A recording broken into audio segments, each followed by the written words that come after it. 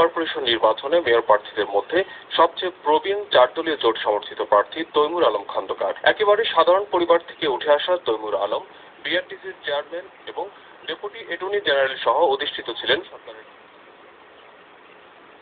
আন্দোলনের মাধ্যমে হাতেখড়ি হলেও পাড়ি দিয়েছেন রাজনীতির মূল স্রোত। বর্তমানে নারায়ণগঞ্জ বিএনপির কাণ্ডারি এই বর্ষিয়ান নেতা।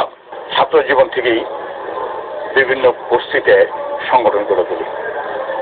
আমি সেখানে নারায়ণগঞ্জে প্রায় 20টা বস্তিতে আমি স্কুল চালাইতাম, সাইকেল দিয়ে ঘুরে স্কুল চালাইতাম।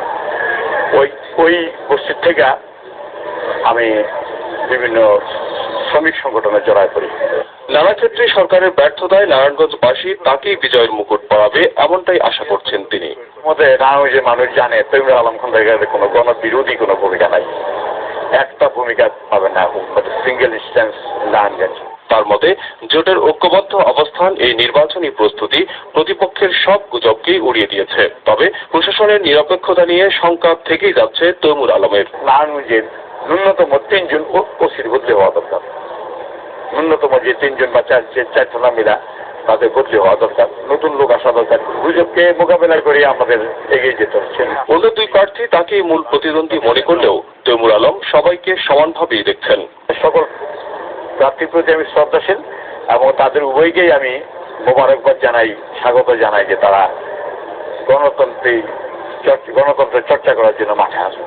নিজেকে মজলুম হিসেবে দাবি করে এই মেয়র প্রার্থী নির্বাচিত হলে বঞ্চিত মানুষের উন্নয়নকেই অগ্রাধিকার দেওয়ার ঘোষণা দেন।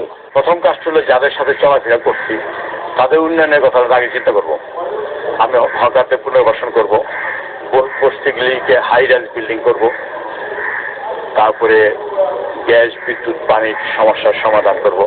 নারায়ণগঞ্জ শহরের মাঝদাইর এলাকায় বাস করেন তৈমুর আলম খন্দকার। 4 দল সমর্থিত একক প্রার্থী তৈমুর আলম। সরকারি দলের 2 প্রার্থীর ভোট ভাগাভাগির ফলে নির্বাচনে জেতার আত্মবিশ্বাসটা একটু বেশি তার।